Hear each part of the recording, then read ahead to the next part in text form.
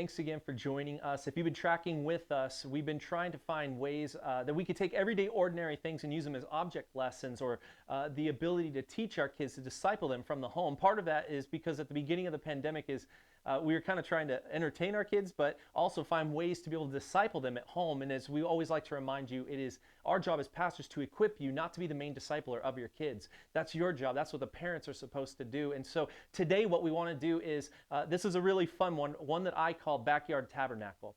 And the idea is to take a tent that you might have, a camping tent that you might have laying around the house. It could even be, one of those sun tents that you'll take out to the beach every once in a while. Anything that has a covering or that you might be able to sit under.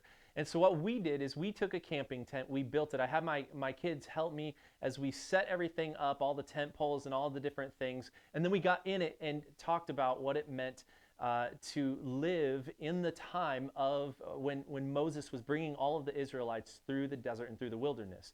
And they had to set up and tear down this tent over and over again, the tabernacle.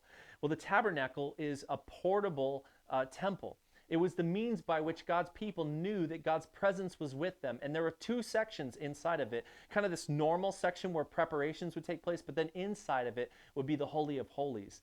And this is one of those sacred places that you would know God's presence is dwelling amidst his people during that time. And so what I did is we set up the tent together.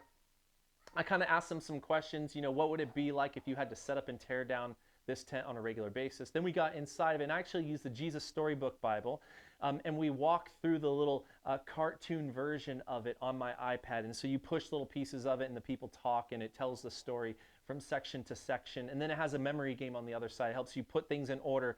So it was a teaching tool that I coupled with this one. But part of it is just the experience of putting up the tent, tearing it down, sitting in the tent, having a conversation about it, and letting the kids ask questions as we were inside of the tent. It was a lot of fun. We had a blast doing it. We had all kinds of conversations like, why did God do this? And so what I want to do is to urge you to do a little bit of homework.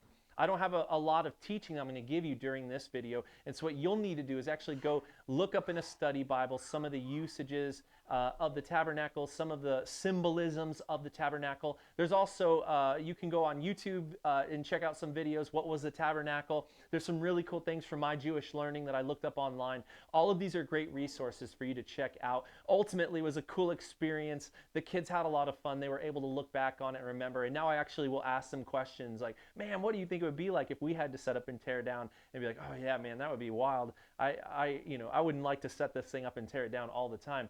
And so it was partly just the physical, tangible ability to be there and to experience a little mini version of the tabernacle right in our very own backyard. So I hope you had fun with this series. This is actually the final one in the set. And so if you have any ideas or some things that you've used around the house to help teach your kids some basic Bible principles, some basic Bible stories, we'd love to hear about them. Maybe even grab you on a video and put out a second series here in the coming months. So hope you enjoyed, and happy discipling with your family.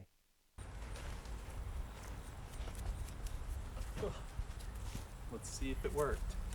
It worked. Now it's time to subscribe.